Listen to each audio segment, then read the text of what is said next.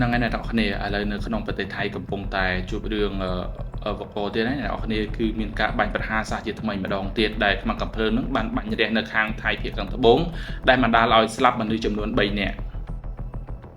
ប្រទេសថៃជួបនឹងហេតុការណ៍អសន្តិសុខជាថ្មីនៅពេលដែលជនប្រដាប់អាវុធម្នាក់បើកការបាញ់ប្រហារយ៉ាងសន្ធឹកដោយឥតរើសមុខនៅលើទីតាំងរបស់ជនស៊ីវិលបណ្ដាលឲ្យស្លាប់យ៉ាងតិច3នាក់ក្នុងនោះក៏មានកុមារម្នាក់ផងដែរសមត្ថកិច្ចថៃសន្និដ្ឋានជំហានដំបងថាជាករណីវាឆ្មក់ពីសំណាក់ក្រុមបះបោរនៅភាគខាងត្បូងសមត្ថកិច្ចកំពុងតាមប្រមាញ់ជនដៃដល់ម្នាក់នោះយ៉ាងដុតដៃដុតជើងផងដែរគេដឹងថាក្នុងចំណោមជនរងគ្រោះទាំង3នាក់ដែលស្លាប់ដោយការបាញ់ប្រហារនៅស្រុកតាប៉ៃខេត្តនារាធិវត្តនោះមានកុមារីម្នាក់អាយុ9ឆ្នាំស្ត្រីវ័យចំណាស់អាយុ76ឆ្នាំនិងបុរសវ័យ75ឆ្នាំសមត្ថកិច្ចថ្នាក់មូលដ្ឋានបញ្ជាក់ថាជនរងគ្រោះម្នាក់ស្លាប់នៅកន្លែងកើតហេតុតែម្ដងចំណែក2នាក់ទៀតមុនដំបូងនៅរស់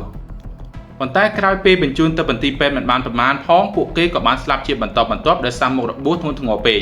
ក្រៅពីនេះមនុស្ស2នាក់ទៀតរងរបួសសមត្ថកិច្ចដដែលនេះបានសង្ស័យថាជនដៃដល់រូបនោះប្រហែលជាបកពួករបស់ក្រុមបះបោរអគ្គបញ្ជាការកងទ័ពថៃបានថ្កោលទោសថាការវាយប្រហារនេះនឹងបញ្ជាឲ្យពង្រឹងសន្តិសុខនៅទូទាំងតំបន់ភាគខាងត្បូងលោកក៏បានចូលរួមមរណទុក្ខជាមួយនឹងក្រុមគ្រួសារជនរងគ្រោះដែលបានស្លាប់លោកថ្លែងថានេះជាពេលវេលាដែលយើងត្រូវវាយបកវិញទៅលើអំពើបាញ់ប្រហារនេះតាមរយៈការសហការគ្នារវាងរាជរដ្ឋាភិបាលជាមួយវិស័យឯកជនអង្គការសង្គមស៊ីវិលនិងប្រព័ន្ធយុត្តិធម៌វិធានការនៅចំពោះមុខគឺត្រូវពង្រឹងការត្រួតពិនិត្យនៅតាមប៉ុស្តិ៍ឆែកឆេរបង្កើនការល្បាតនិងប្រមូលព័ត៌មានសម្ងាត់ដើម្បីចាប់ជនដៃដល់យកទៅផ្ដន្ទាទោសនៅចំពោះមុខច្បាប់គេឃើញថាក្រោយពេលកាត់ហេតុការនេះអាជ្ញាធរចាប់ផ្ដើមចាប់បង្រឹងសន្តិសុខយ៉ាងខ្លាំង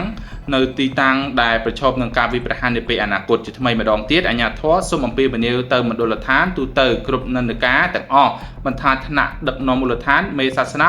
និងជនស៊ីវិលទេសូមចូលរួមសហការគ្នាប្រឆាំងនឹងអំពើហិង្សាគ្រប់ទម្រង់ទាំងអស់អាជ្ញាធរព្រមានថាអ្នកដែលជួយពួកបះបោរដោយផ្ដោតទីកន្លែងជ្រកកោនដើម្បីធ្វើសកម្មភាពឬគ្រប់គ្រងពួកគេនៅធនធានផ្សេងៗនឹងត្រូវប្រឈមនឹងទោសធ្ងន់ធ្ងរបំផុត